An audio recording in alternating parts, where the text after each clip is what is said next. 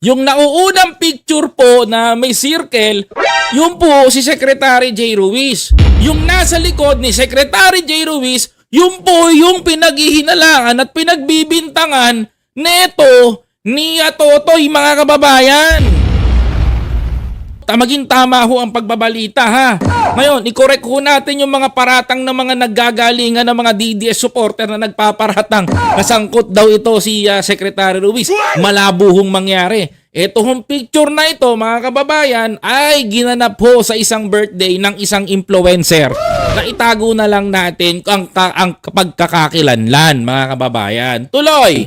Officer Undersecretary Claire Castro.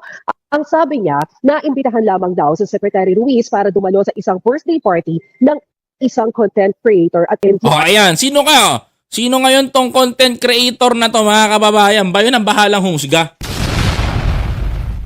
Mga kababayan ko. influencer. Ang sabi niya, wala naman daw control. Etong si Secretary J. Ruiz kung sino man yung mga bisita at dumalo doon sa nasabing pagtitipan na yon para sa kaarawan. Pero sa ating pagre-research, nakita natin itong larawan na ito na nakapost pa rin doon sa Facebook page nitong nasabing content creator.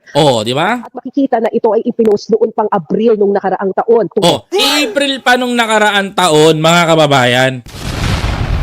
Wag na pong maging malisyoso yung mga utak ng mga tao. Ang problema kasi, mga kababayan ko, yung mga content creator ng mga DDS, pag nag-content, ay, sangkot si J. Ruiz, ay, kasama si J. Ruiz. Pinaniniwalaan nyo na kagad kahit lang yung sinasabi sa social media.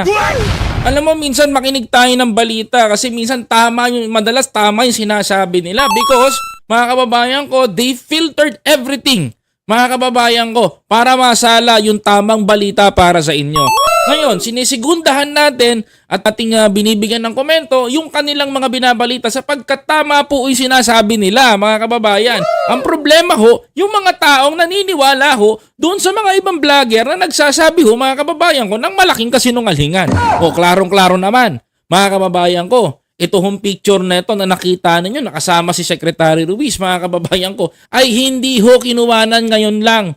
Nakaraan taon pa po ito sa isang kaarawan ng isang vlogger, mga kababayan. 2024 pa. Matatandaan natin na si alias Brown ay isa doon sa mga sinampahan niya ng reklamo ni Atong Ang dahil sa allegedly ay pangingikil niya kay Atong Ang. Siya raw yung nanghingi ng 300 million pesos kasama niya alias Totoy. Naku po. At dati rin daw siyang empleyado ni Atong Ang na sinasabing ang nag-aakusa sa kanya na kasama o yung mga involved doon sa mga nawawalang sabungero. Yan ang dapat malaman ng taong bayan. Diba?